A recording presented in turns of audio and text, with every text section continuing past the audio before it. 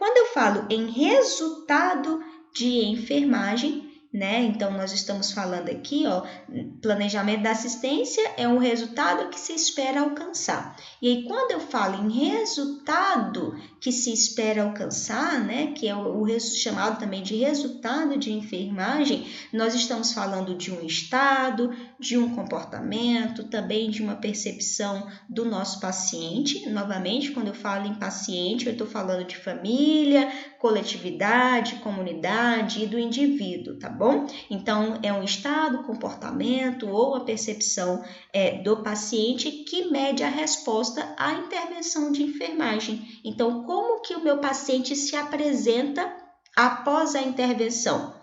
Isso é interessante a gente compreender porque no momento que eu estou levantando os dados do paciente, fazendo a avaliação do nosso paciente, ali que quando eu identifico os diagnósticos, eu já vislumbro o que eu espero frente àquela situação, né? Então eu já projeto na minha cabeça o que eu espero. É como se fosse, dar um exemplo bem simples, é como se eu já estivesse mentalizando o que tem que acontecer com o meu paciente, né? E justamente quando eu falo de resultado de enfermagem, é justamente esse estado que o meu paciente vai apresentar, tá? Então, após as intervenções. Pode ser que ele apresente o estado que você vislumbrou, né? Pode ser que ele não apresente esse estado que você vislumbrou. E aí nós vamos avaliar o que ficou de errado na intervenção, o que está de errado na minha prescrição, que se minha equipe fez todos os cuidados necessários. Então nós vamos avaliar para poder entender o que deu errado dentro desse percurso. E aqui eu trouxe duas autoras, né, Barros e Lemos, que é a professora Catiúcia e a professora Isamara. Na aula passada eu recomendei a professora Ana Maria Pinheiro e hoje eu estou recomendando a professora Catiúcia e a professora Isamara, se não me engano são de Minas Gerais, que é essa referência que está aqui, tá? Barros e Lemos 2016. É importante que vocês busquem também comprar livros, né? Hoje nós temos muitos livros digitais que permitem também o nosso estudo individual. E aí, Barros e Lemos falam que quando nós estamos falando de resultado de enfermagem, o conceito disso significa justamente condições que podem ser alcançadas e mantidas pelo indivíduo, família e coletividade. E aí, após isso, após nós determinarmos os resultados que esperamos alcançar, olha, estamos falando da terceira etapa do processo de enfermagem, que é a etapa de planejamento. O primeiro momento da terceira etapa é determinar os resultados de enfermagem, né? Os resultados que eu espero alcançar. E tendo como resultado de enfermagem o conceito de que é uma condição que pode ser alcançada e também mantida pelo indivíduo, família e coletividade. Então, esse é o primeiro momento do planejamento, que é a terceira etapa do processo de enfermagem. O segundo momento, depois disso que nós fizermos toda essa avaliação e conhecermos esse conceito, nós vamos partir já para a construção dessa terceira etapa. E eu quis trazer aqui para vocês o conceito, revisar de como que a gente vai estabelecer prioridades, tá? O estabelecimento de prioridades é fundamental para que a gente consiga determinar adequadamente quais são os resultados esperados e quais são as intervenções necessárias para isso. Quando nós falamos em estabelecer prioridade, nós estamos falando de eleger todas as situações que vão interferir nas outras, né? Que vão contribuir para o aparecimento de outras necessidades de saúde do meu paciente, tá? Então, nós temos que escolher os diagnósticos prioritários. A médio e a longo prazo, a gente tem que fazer uma avaliação, tá? Então, é necessário eu incluir como prioridade esse diagnóstico que eu posso intervir a médio e a longo prazo? Será que é importante eu priorizar o diagnóstico de ansiedade relacionada à dor do que o diagnóstico de, vamos supor, risco de integridade da pele prejudicada ó, nesse primeiro momento, né? Então, a paciente está sentindo dor e por isso ela está com quadro de ansiedade. Então, às vezes, nesse momento aqui que eu estou com o meu paciente, é importante que eu avalie a ansiedade, né? Que eu intervenha no contexto da ansiedade por conta da dor. E aí a prioridade, eu até coloquei essa postagem hoje lá na página. A prioridade vai intervir na dor, vai ser intervir na dor, porque é justamente a dor que está causando ansiedade no meu paciente, tá?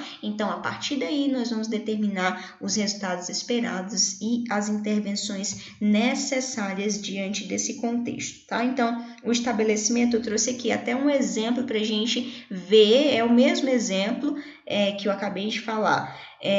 A paciente está com diagnóstico de enfermagem seguinte: ansiedade relacionada à dor, caracterizada por taquicardia, expressão facial e relato verbal de ansiedade. Então, vejam aqui, só relembrando da nossa aula passada, quando eu falo de ansiedade, ansiedade é o problema, é a resposta humana indesejável, é o que você, enfermeiro, avaliou e que tem consciência que pode intervir, tá? E além disso, nós temos um termo diagnóstico na NANDA que expressa o que foi avaliado, e esse termo diagnóstico é descrito exatamente como ansiedade.